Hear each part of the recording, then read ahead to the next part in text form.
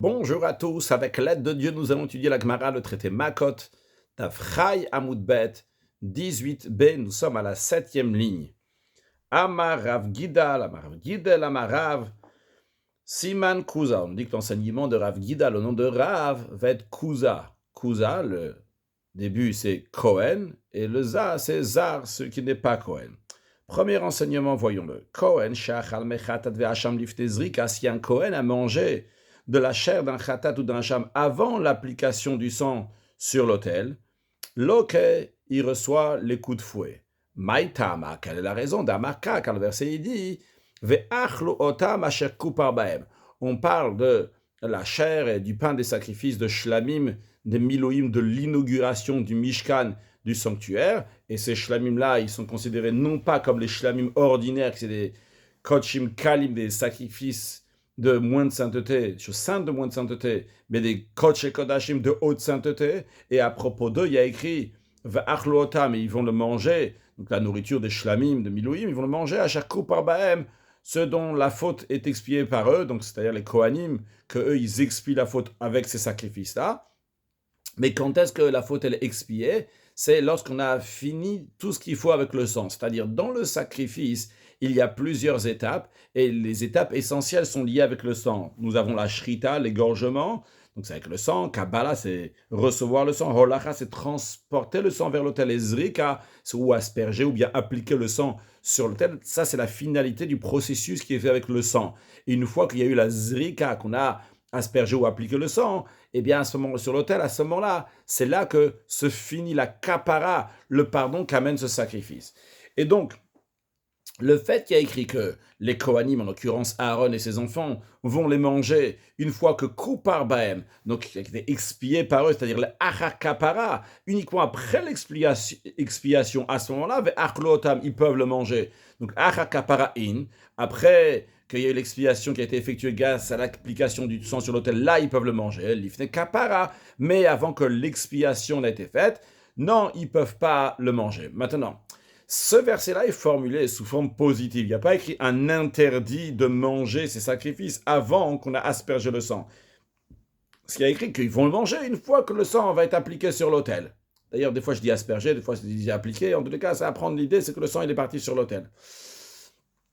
Malgré le fait que ce verset-là, il est dit de manière positive, ce qu'il faut faire, mais Rav Gidal, il dit au nom de Rav, qu'on en déduit que si ce n'est pas fait de telle manière positive, il s'est fait d'une autre manière, eh bien c'est un interdit. On le déduit de ce verset-là, et cet interdit-là, il est considéré un lave, un interdit à tel point que celui qui va transgresser va recevoir mal des coups de fouet. C'est ce qu'il est en train de dire. Lave à Ba Miklalase, un interdit qui est déduit d'un commandement positif. Lave-vous, il est considéré un interdit, c'est la raison pour laquelle que celui qui n'a pas fait cette procédure-là, il n'y a pas eu ve'achlotamashar kupar baem.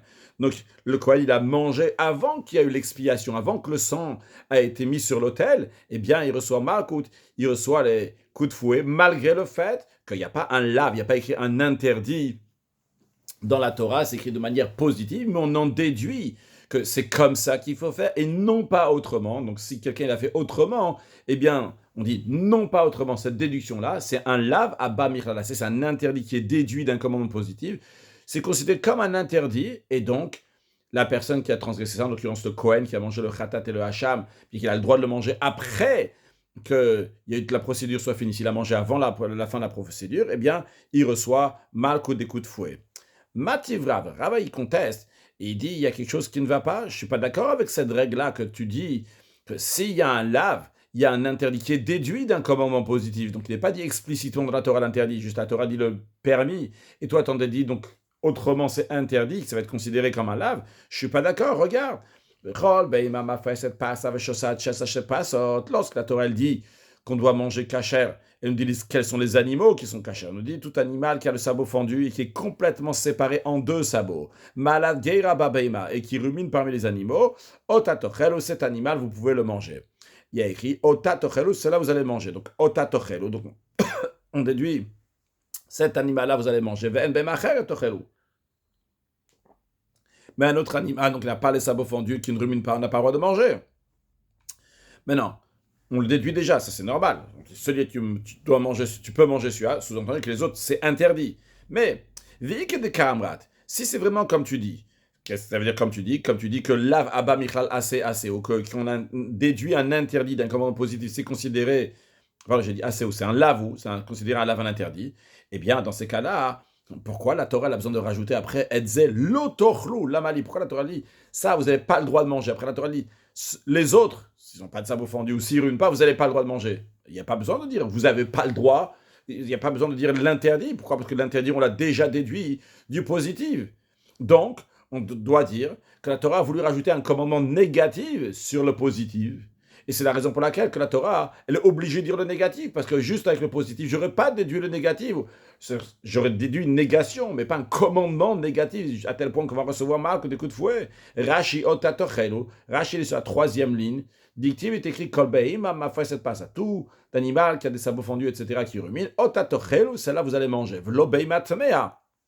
On a déduit automatiquement, non pas un animal qui est impur. Pourquoi parce qu'ils n'ont pas ces signes-là, les animaux qui sont impurs, et ou bien ils n'en gruminent pas, ou bien ils n'ont pas les sabots fendus. Alma, donc on voit, kollav abba michlalasé, qu'un commandement négatif qui est déduit d'un commandement positif, c'est considéré un commandement positif. Et c'est pour ça que la Torah ne s'est pas contentée de la dédiction, la négation qu'on va apprendre du fait qu'on dit Ota tochelu, cela vous allez manger, et qu'on peut déduire tout seul que les autres n'ont pas à manger. La Torah ne se contente pas de ça. Et la Torah nous dit explicitement que les autres, vous n'avez pas le droit de les manger. La Torah dit clairement un interdit, parce qu'on ne serait pas contenté juste d'un commandement positif pour déduire commandement négatif. Et la Gemara, en effet, accepte que l'objection de Rava est une très bonne objection, et donc on doit changer ce que Rav Gidal il a dit au nom de Rav. On dit Elaïtmar Achitmar. Plutôt, on doit dire que si la déclaration de Rav Gidal au nom de Rav a été dit, eh bien, elle a été dit d'une telle formule, non pas comme il a formulé avant, qui parlait d'un Kohen qui a mangé le Khatat et le Hacham, les sacrifices expiatoires et délictifs, avant que le sang a été mis sur l'autel, mais il parle plutôt d'un Zar, d'un étranger, quelqu'un qui n'est pas Kohen sur le texte. Si ça a été enseigné comme ça, ça a été enseigné. Amarav Gidal Amarav, que Zar Shachal Mechatat Vacham Liftezrik, un Zar, donc non pas un Kohen. Donc quelqu'un qui n'est pas Kohen, Zar, qui a mangé du sacrifice expiatoire ou délictif avant que le sang a été mis sur l'autel, Patour, il est exempté de Malkout, bien que la Torah l'interdise à quelqu'un qui n'est pas Kohen de consommer des Kodesh Kodashim, des sacrifices de haute sainteté. Malgré ça, il est exempté de Malkout, en tout cas, il n'a pas, par rapport à ce lave-là, cet interdit-là, il n'a pas Malkout. Pourquoi? Maïtam, quelle est la raison? Amarka, car le verset, la Torah, elle dit Ve'achlu otam asher kupar bahem. Ils les mangeront, ceux, c'est-à-dire donc les Kohanim, dont la faute a été expiée par eux. Donc, et à la fin du verset, il y a écrit Vezar lo yochal ki kodeshem, qui kodesh. Donc, un zar, il ne doit pas le manger parce que c'est kodesh. Donc, on verra des petites précisions dans Rashi, mais en tout cas, c'est important. Donc, la suite du verset, qu'un zar, par contre, lui, il n'a pas le droit d'en manger. Donc, c'est-à-dire que dans ce verset-là, donc au début, on nous parle du Kohen, que lui, il va le manger. Donc, on parle encore une fois de Aaron et ses enfants, parce qu'on parle dans la période des Milouim, donc l'intronisation, l'inauguration des Kohanim, du Mishkan, après plus tard. Donc, eux, ils vont manger, et le zar, il ne va pas en manger. Alors, ici, le fait que le verset il parle, le Kohen a oui le droit d'en manger, et le zar, celui qui n'est pas Kohen, n'a pas le droit d'en manger, on apprend de là que à chaque fois qu'on peut appliquer la première partie du verset qui dit « Ils les mangeront, ceux dont la faute est expiée par eux », c'est-à-dire partout les Kodesh Kodashim peuvent être mangés par les Kohanim, à ce moment-là, Karinan Be, on peut appliquer, on peut lire dans ce contexte-là, « Vezar le yochal ki Kodesh », Kodesh, on verra dans Rashi exactement quel verset il faut mettre ici.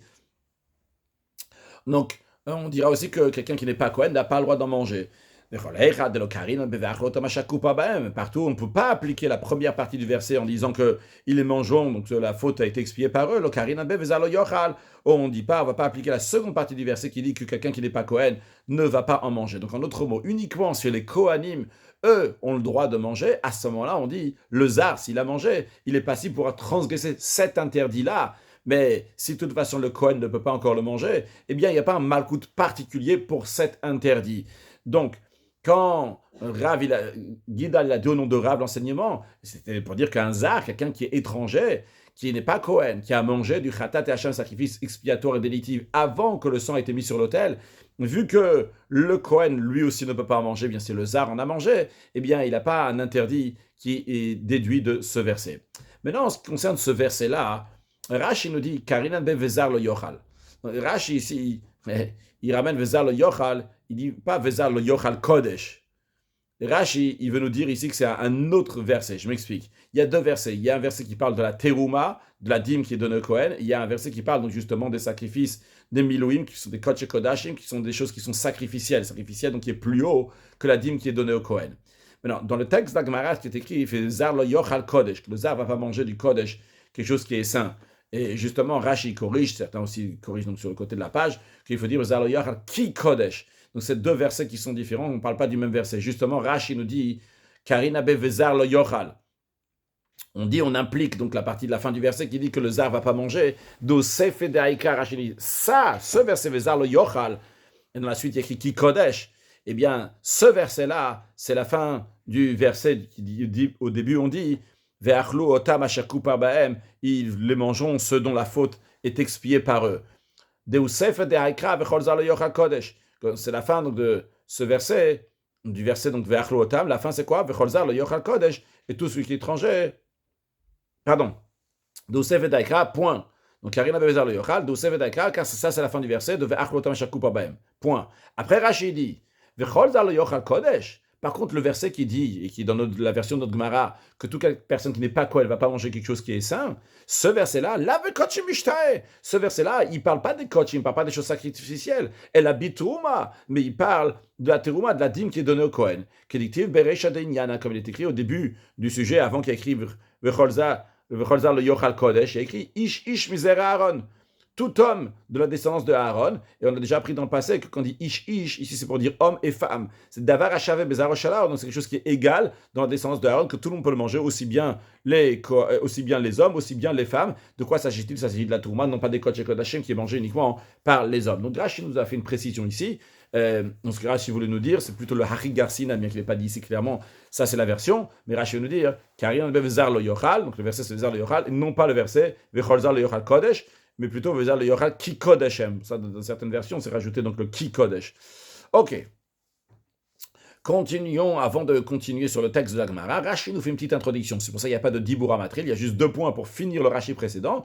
Et on commence un nouveau Rashi qui nous dit comme ça. Bikurim lifne achak bne kriya ninu. Les bikurim, les prémices avant la fête de Sukkot, eh bien, bne kriya, c'est littéralement de fils de lecture, qui veut dire, donc, ça s'applique le devoir de lire ce qu'il faut. Donc, on a déjà parlé dans le passé. Donc, la déclaration que le propriétaire qui amène les prémices doit dire au Beth Amikdash, à Rami Ovedavi, etc., etc. Donc, rappelons juste que les bikurim, donc les prémices, sont donnés des fruits d'Eretz Israël, donc des 5 fruits d'Eretz Israël. Donc, Eretz Rita au sort avec Geffen, donc du raisin, ou Teina, la date, Verimon, la grenade, Zait, donc l'olive, et Dvash, donc c'est des dattes, des figues, donc c'est les 5 choses qu'il faut ramener au Beth Amikdash. Une fois par an, on prend le premier qui est donc le meilleur, on l'entoure, et quand il grandit, il est bien mûr, on l'amène au Beth Amikdash. Dans la procédure, quand on l'amène au Beth Amikdash, donc il y a la première chose, donc il faut déjà l'amener au Beth Amikdash au temple, puis après là-bas, il faut le donner au Kohen, il y a écrit la Kacha Kohen Aten Miyadecha, que le Kohen va prendre donc ce panier-là de tes mains, puis après, nous avons le propriétaire qui va faire la récitation, etc. Donc dans le verset 4 dans la Torah, dont je ne me rappelle pas c'est quel chapitre, donc là-bas il y a écrit que il va le poser donc le Kohen devant Mizbach Hashem, devant le Mizber, devant l'autel. Puis après donc il y a la récitation. Après dans le verset 10 il y a écrit à nouveau tu vas le poser devant l'Éternel ton Dieu. Donc c'est la notion de hanacha, donc de placer. Donc nous avons 2 notions. Nous avons la notion de kriya, de lecture, la lecture du propriétaire, donc il dit à Rami Ovedavi, tout le bien, donc en notre mot qu'Akadosh Baruch nous a fait, nous a constamment sauvés, puis la hanacha, donc c'est 2 notions. Maintenant, en ce qui nous concerne, Rashi est en train de dire ici qu'il y a une certaine période dans laquelle on fait la kriya, on fait la lecture, il y a une certaine période dans laquelle il n'y a pas le devoir, on ne fait plus la lecture. Sur le texte de Rashi, donc le acharachag, par contre, si c'est après la fête de Sukkot, lav bne kriya ninu, il n'y a plus le devoir de faire la lecture. Dictive bata, pourquoi? Dictive bata kriya, parce qu'après le fait que la personne, le propriétaire va lire, il y a écrit Vesamarta becholator, tu vas te réjouir dans tout le bien que Dieu t'a fait. Donc c'est un moment de joie.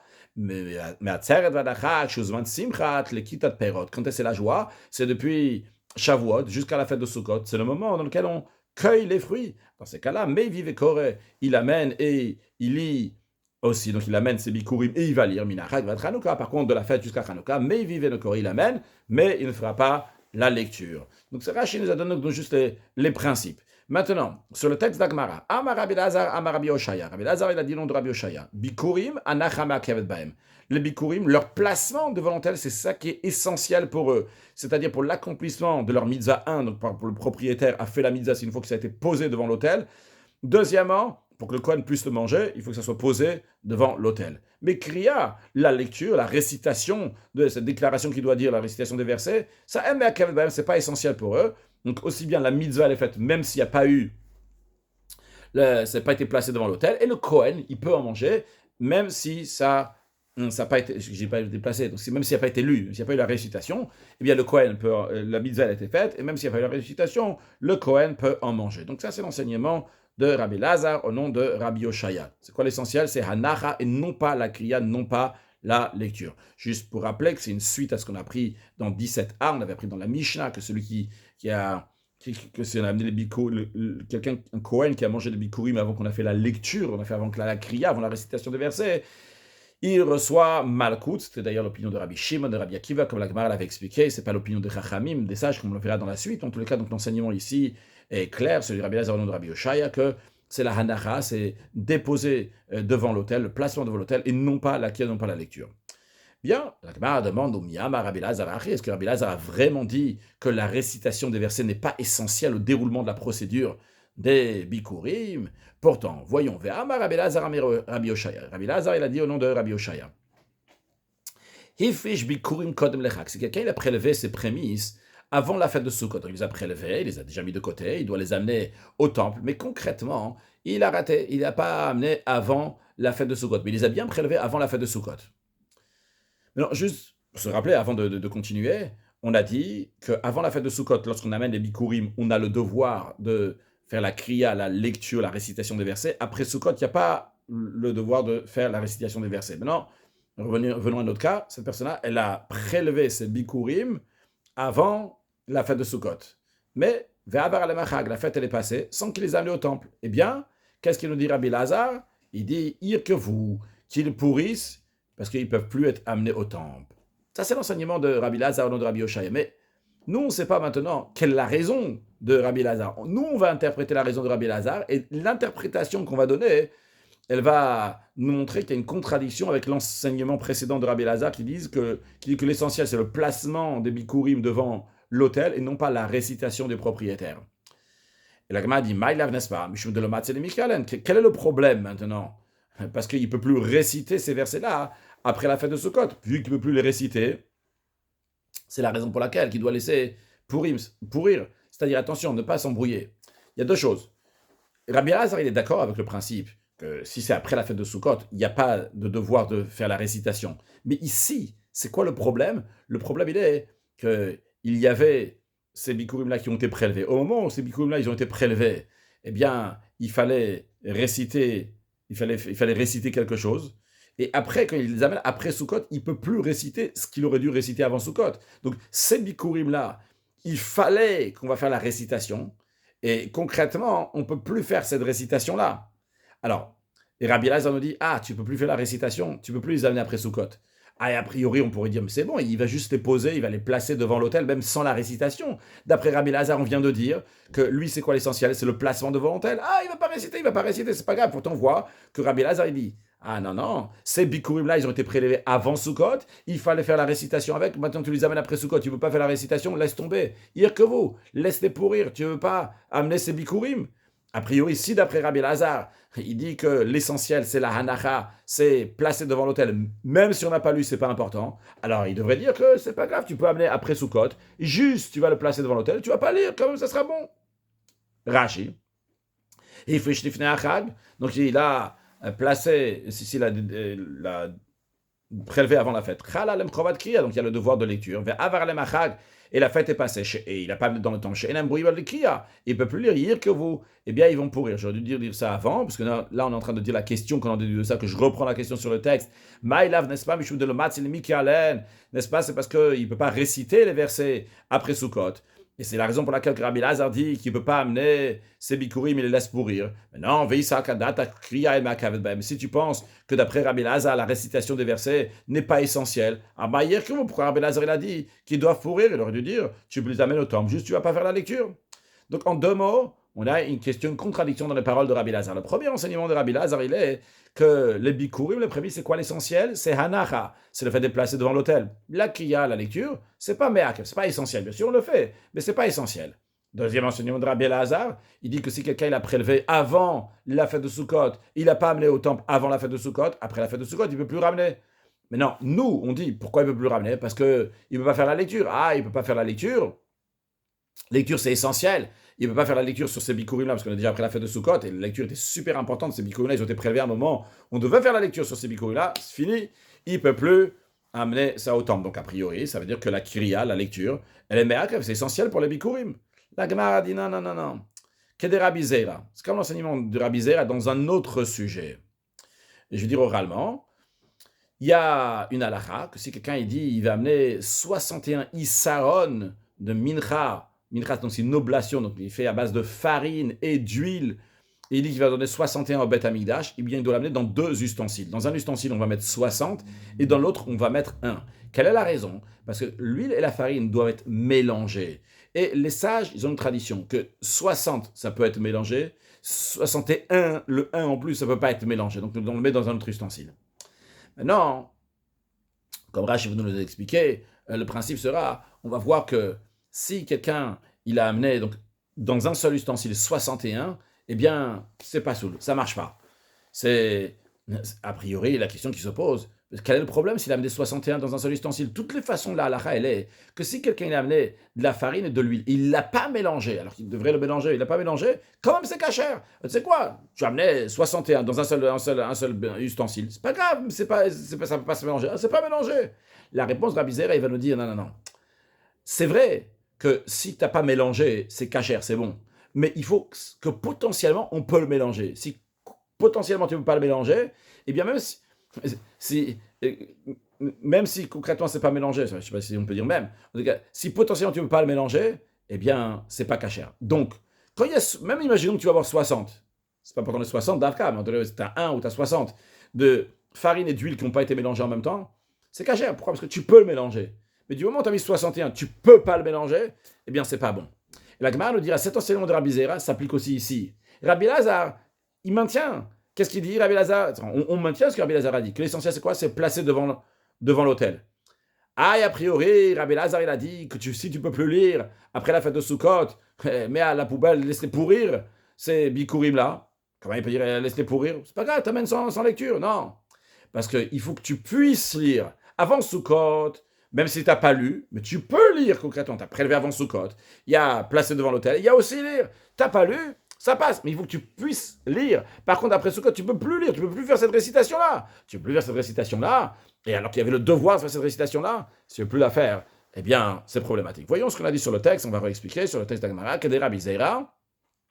La réponse à la question qu'on a demandé dans la contradiction des paroles de Rabbi Lazar est basée sur l'enseignement de Rabbi Zera. Rabbi Zera a dit, Kolarao et le bila, tout ce qui peut être mélangé, en bila ma'akavet bo. Le mélange effectif n'est pas essentiel à sa validité, c'est-à-dire que tant que les conditions pour mélanger la farine et l'huile sont réunies, eh bien l'offrande de mincha, cette oblation-là, elle est valable, même si le mélange n'a pas été effectué. En revanche, tout ce qui ne peut pas être mélangé, bila ma'akavet bo, le mélange est essentiel à sa validité. Si tu ne peux pas le mélanger, on dit non, tu ne peux pas le mélanger, eh bien bila ma'akavet, c'est essentiel, et ça fait que la mincha, l'oblation, n'est pas kasher. Et la même chose, on va dire ici pour Rabbi Lazar, sur le texte de Rashi. Le Rashi qui dit Rabbi Zera, quand Rabbi Zera, Ola, Berun Likriya, Lombeak Vakriya. Évidemment, d'après Rabbi Lazar, tant qu'on peut faire la récitation, eh bien, la récitation n'est pas essentielle. Il faut la faire, mais elle n'est pas essentielle.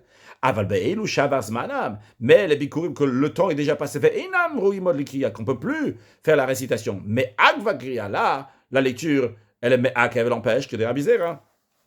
Comme l'enseignement de Rabbi Zera dans un autre contexte, que l'idée que Rabbi Zera dit dans un autre contexte s'applique aussi pour nous. Quelle est l'idée de Rabbi Zera dans l'autre contexte, sur le texte de Rashi, de Amar Kol Haraoui le Bila, qui a dit toute chose qui peut être mélangée, etc. Rashi nous dit que dans le traité Menachot, on enseigne dans une Mishnah. Celui qui a dit j'amène 61 Isaron, donc Isaron c'est à Sirita F, le dixième de Efa qui correspond à 43 œufs et un cinquième d'œuf.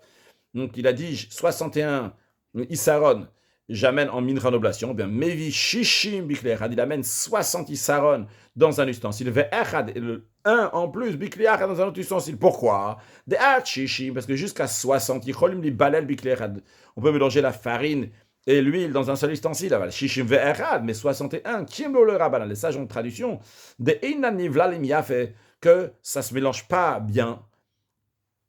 Et c'est la raison pour laquelle tu ne peux pas mettre les 61 dans un seul ustensile. Mais non, on va vinanba, on s'est demandé la question, on a un peu approfondi là-bas, dans Gemara Menachot, on dit, mais et alors, si ça ne peut pas se mélanger, quel est le problème si ça ne peut pas se mélanger? Pourtant, nous enseignons une Mishnah, imlo balal, s'il n'a pas mélangé la mincha, l'huile et la farine, il n'a pas mélangé ensemble, kasher, ce sera valide. Oh, mais Rabbi Zera il répond,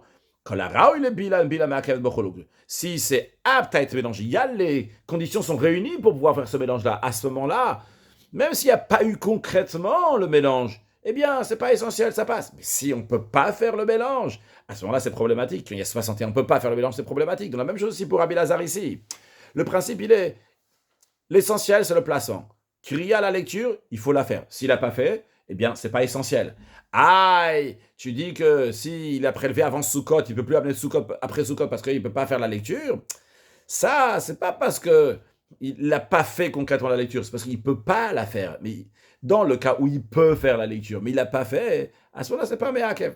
Donc, juste pour ne pas s'embrouiller, je précise encore une fois, d'après Rabbi Elazar, si quelqu'un l'a prélevé après la fête de Sukkot, il n'y a pas du tout de lecture, ça c'est l'opinion de tout le monde.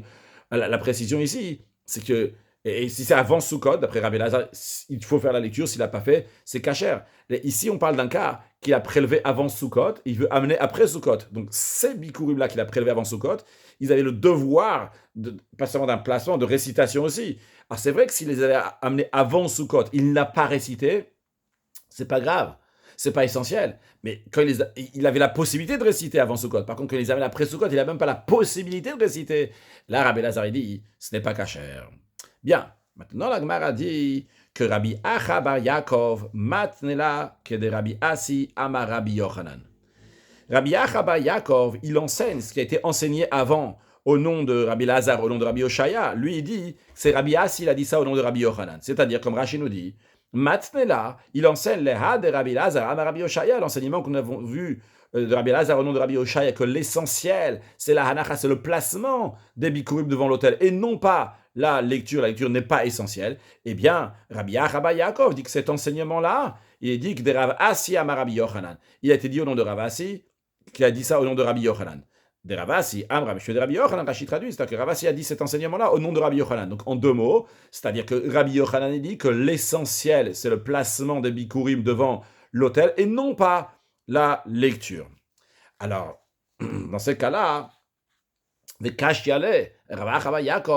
a dit ça au nom de Rabbi Yochanan, il a une question, une contradiction de Rabbi Yochanan et Rabbi Yochanan. Il s'est dit à un instant, comment ça se fait que Rabbi Yochanan s'est contredit? Voyons que Rabbi Yochanan se contredit ailleurs. Il dit, Umiyama Rabbi Yochanan, est-ce que Rabbi Yochanan il a dit, Bikur imanacham be'akevet baem kriya me'akevet baem, est-ce que vraiment Rabbi Yochanan il a dit que dans les bikurim, dans les prémices, l'essentiel c'est le placement des bikurim devant l'autel, c'est ça qui est essentiel, et la récitation n'est pas essentielle. Ah bon? Est-ce que vraiment Rabbi Yochanan il a dit ça? Ve'aba mine Rabbi Asi mais Rabbi Yochanan. Pourtant Rabbi Asi il a demandé à Rabbi Yochanan, bikurim matay mutarim la kohanim, à partir de quand les prêtres ont le devoir, ont la permission de manger les prémices? Ve'amarle, et Rabbi Yochanan a répondu à Rabbi Asi, Aroïdin likriya mishekaralem, les bikurim qui sont aptes à la récitation des versets, et bien quand est-ce que les kohanim peuvent manger? Uniquement une fois qu'il a récité.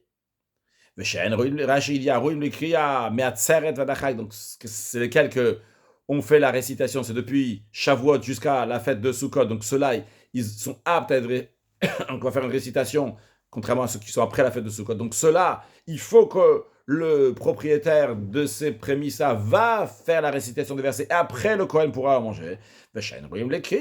Et les bikurim qui ne sont pas aptes à la récitation des versets, mais Shira Obnabaïd peut être consommé à partir du moment où ils voient la face du temple, c'est-à-dire dès qu'ils entrent dans le parvis, dès qu'ils ont été rentrés là-bas, même s'ils n'ont pas été placés devant l'autel. Ça, il est en train de dire quelque chose de grand ici, s'il n'y a pas de lecture, mais Shira Obnabaïd, il n'y a même pas besoin de hanacha, il n'y a même pas besoin de poser.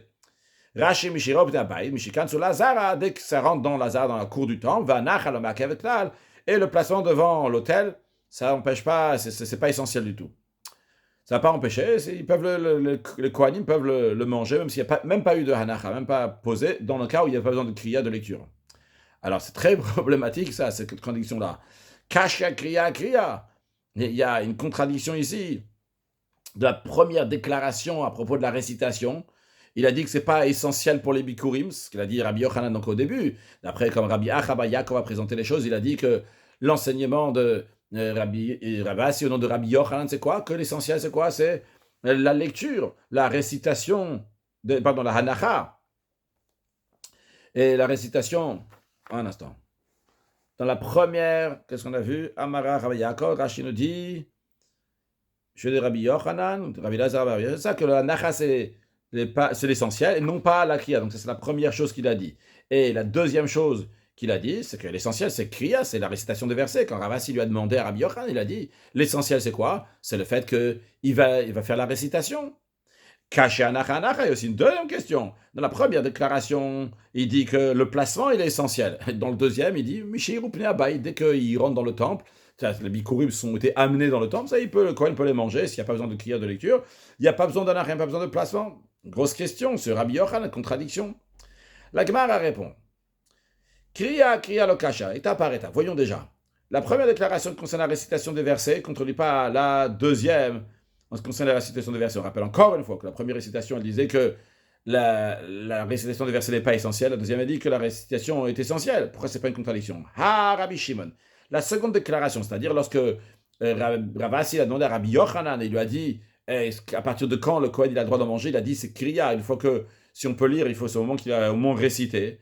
Eh bien, ça c'est Rabbi Shimon, c'est l'opinion de Rabbi Shimon. Donc, Rabbi Shimon, qu'on a déjà appris dans 17a, on a appris dans Yudzaïn Amud Aleph, suite à la Mishnah qu'on avait dit que si le Kohen il a mangé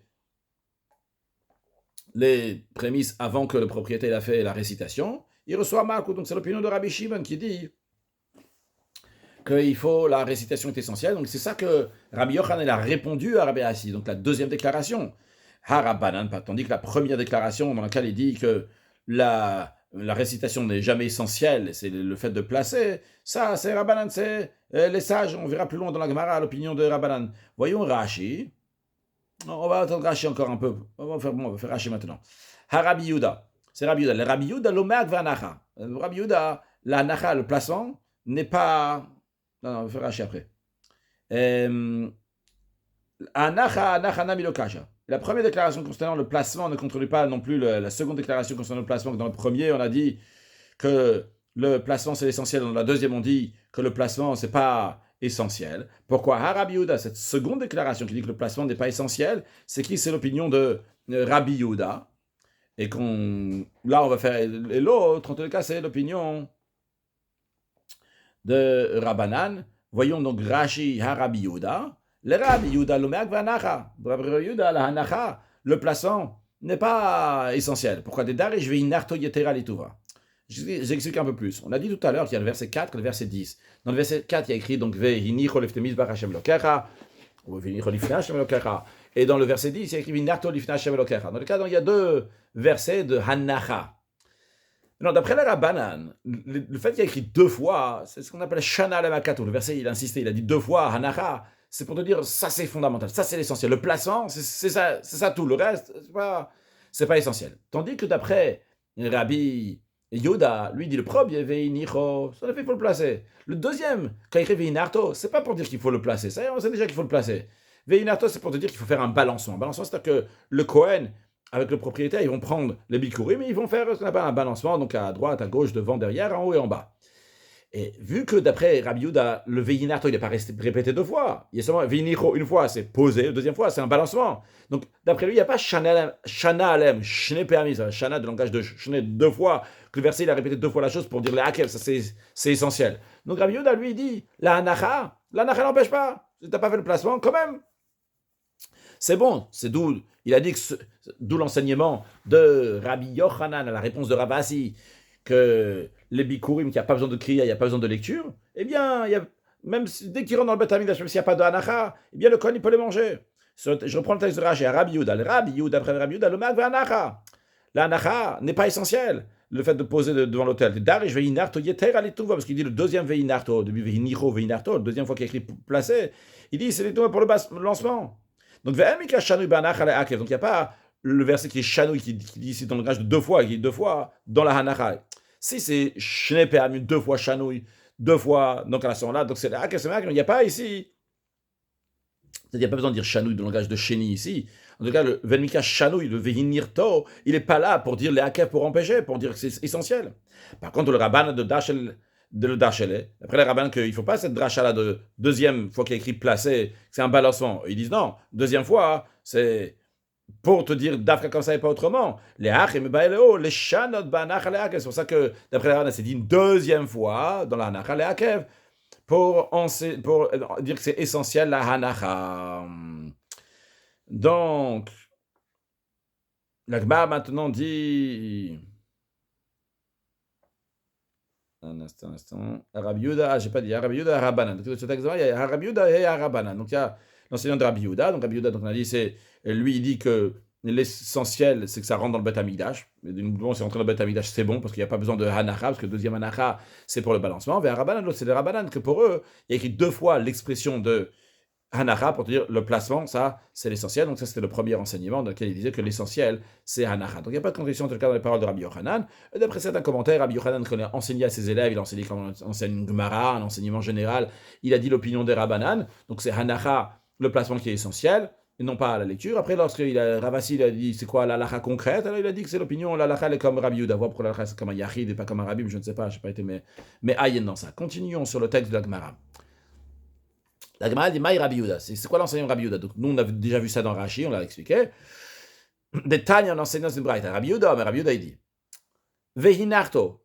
Qu'est-ce que le verset lorsqu'il dit dans c'est chapitre 26, verset 10, et on répète une deuxième fois, là, après qu'on a dit déjà dans verset 4, on a dit Vehinicho, après on dit Vehinarto zotsnufa. C'est quoi? C'est le balancement. Donc quand on dit tu placeras devant Hachem, c'est pas placé dans le sens littéral, parce que ça a déjà été dit avant. Ça c'est le balancement. Rabbi Yehuda il dit Ataomer zotsnufa, la nachamamash. T'es sûr vraiment de dire que c'est le balancement? Peut-être en effet c'est le placement. Rabbi Yehuda dit non. Quand dans le verset 4 il y a écrit Veinicho, il va placer ses prémices là devant l'autel de Dieu. Il a déjà dit que le Kohen il va placer devant l'autel. Comment j'interprète le commandement qui a priori est redondant, superflu, quand tu dis tu le placeras? Zotnofa, ça fait référence au balancement. Maintenant, comment rentrer dans Vehinarto avec un balancement? A priori, Vehinarto s'est posé, alors Rachid nous dit Vehinarto, Zotnufa. Karebe, lui, il lit comment Vehinarto? Vehinarto, la chaîne Velonacham Elohim. Velonacham Elohim, que Dieu n'a pas dirigé. Quand on dirige quelque chose dans un certain sens, Necheni, Vayanchem, il y a plein de versets qui disent diriger, qui est un langage de Nacha, Vehinarto, Shumanche Oto. Donc ici, il va le diriger, ses prémices, Arba Ruchot, donc sur les quatre côtés, donc droite, gauche, devant, derrière, et Mal Morid en haut et en bas. Donc ça, c'est l'enseignement de Rabbi Yehuda, qui nous dit que Vehinarto, c'est un balancement. Non, la Gemara dit Man Tana de Paligale de Rabbi Yehuda. Quel est le Tana qui est en désaccord avec Rabbi Yehuda, qui pense que le placement de Bikurim est essentiel, ce qu'on appelait donc les Rabbanan, les sages qui disent que le placement c'est essentiel. Eh bien, la Gemara nous dit c'est Rabbi Eliezer ben Yaakov, qu'on dit Rabbanan les sages, ça fait référence à l'enseignement de Rabbi Eliezer, fils de Yaakov. De Tanya, on dans une braïta, la Torah dit que le Kohen va prendre le panier de tes mains. Donc, le monsieur Israël, il amène son panier de prémices dans le Bet Hamikdash. Le Kohen va prendre ce panier des mains de Israël, l'imed à la bekoum chez tout de là, de ce verset, de la kachakon etenem yadecha, Rabbi Eliezer ben Yaakov, il apprend que les bikurim, les prémices, il faut les balancer. Divrei Rabbi Eliezer ben Yaakov, c'est l'enseignement de Rabbi Eliezer ben Yaakov. Donc, d'après Rabbi Eliezer ben Yaakov, que lui, il utilise un autre verset pour apprendre la tnoufa, le balancement. Alors, il va te dire, il reste deux fois l'expression de hanacha. Dans le verset 4, Vehinicho, dans le verset 10, Vehinarto. Donc, pourquoi il écrit deux fois? Pour deux fois, c'est pour te dire que la hanacha, c'est l'essentiel. Et c'est ce qu'on appelle donc l'opinion des sages. Sur le texte de Rashi, Mantana de Paligale, quel est le Tana qui est en désaccord avec Rabbi Yehuda? Le Meimar, pour dire que Vehinarto, c'est pas le balancement, le deuxième fois qu'il écrit Vehinarto, quand tu vas le placer, c'est pour dire un balancement d'après Rabbi Yehuda, et l'autre Tana, il pense que c'est pas comme ça. Mais il dit que Vehinarto, c'est pour dire une deuxième fois Hanacha, poser, pour te dire que c'est obligé de poser, sans ça, c'est tellement essentiel, sinon c'est pas quitte. eh bien, mais Agba, ça empêche. C'est qui? C'est Rabbi Eliezer ben Yaakov. Il dit, Nav kalet tnoufa mikacharina, vu que lui, il apprend le balancement d'un autre verset de Velakachakon etemiyadecha, que le Kohen, il va prendre le panier de ta main. Donc, d'après Rabbi Eliezer ben Yaakov, il y a deux fois l'expression de Veinicho Veinarto de Hanacha, de placer, pour nous dire que c'est Me'akev, que c'est essentiel. Dans la Gemara demande, Maïtama de Rabbi Eliezer ben Yaakov. Quelle est la raison de Rabbi Eliezer ben Yaakov? Pourquoi il interprète le verset de cette manière? Que la karakonaten miyadecha. Quand tu traduis littéralement, Cohen, il va prendre le panier de tes mains. Il va prendre le panier de tes mains. D'où il apprend ici qu'il y a une tnoufa, il y a un balancement. Eh bien, Atya Yad Yad Mishlamim. Il déduit par un Gzeira Shava, un raisonnement par analogie, l'expression de Yad, de main, qui est dit ici dans ce contexte de Bikurim, des prémices, et cette expression de Yad qui est dit dans les Shlamim, dans les sacrifices de paix. Il est écrit dans notre contexte à nous, dans le Bikurim, que le Kohen va prendre le panier dans lequel se trouvent les prémices de ta main. Donc le mot main ici souligne Yadecha. Il est écrit à propos de la procédure de l'offrande des shlamim, des sacrifices de paix, Yadav tevien atish Hashem. Avec ses propres mains, le propriétaire apportera les offrandes que l'on brûle par Hashem. Donc ça fait allusion au balancement par le propriétaire de certaines parties de son sacrifice devant Hashem. Donc à travers cette Zera Shava, Rabbi Eliezer ben Yaakov dit, Ma kan Kohen, la même manière que ici, c'est le Kohen qui prend ces choses-là, Afle Alan Cohen, de la même manière aussi, là-bas aussi c'est le Cohen qui va faire le balancement, et Alan Be'alim, de la même manière que là-bas dans Shlamim, il y a écrit clairement Yadav, c'est les mains du propriétaire, que c'est eux qui vont le balancer. Afkan Be'alim, mais c'est aussi le propriétaire. Hakit, comment c'est possible que ça soit les deux en même temps? Ici, dans le Bikurim, il y a écrit Cohen. Là-bas, il y a écrit le propriétaire. Alors, c'est le Cohen ou le propriétaire qui fait ce balancement? Dans les deux, il y a écrit Yad, donc la main. Jusque-là, donc c'est lié avec un Cohen, là-bas c'est lié avec les propriétaires, parce que c'est Yadav, c'est comment c'est ceux du propriétaire.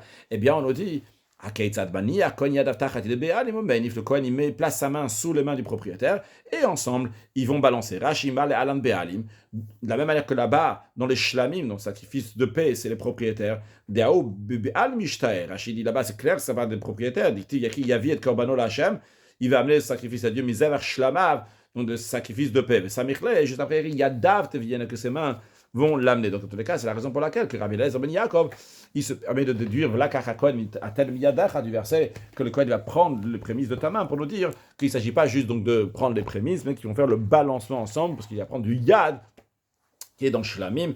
Donc, ensemble, ils vont faire ce balancement.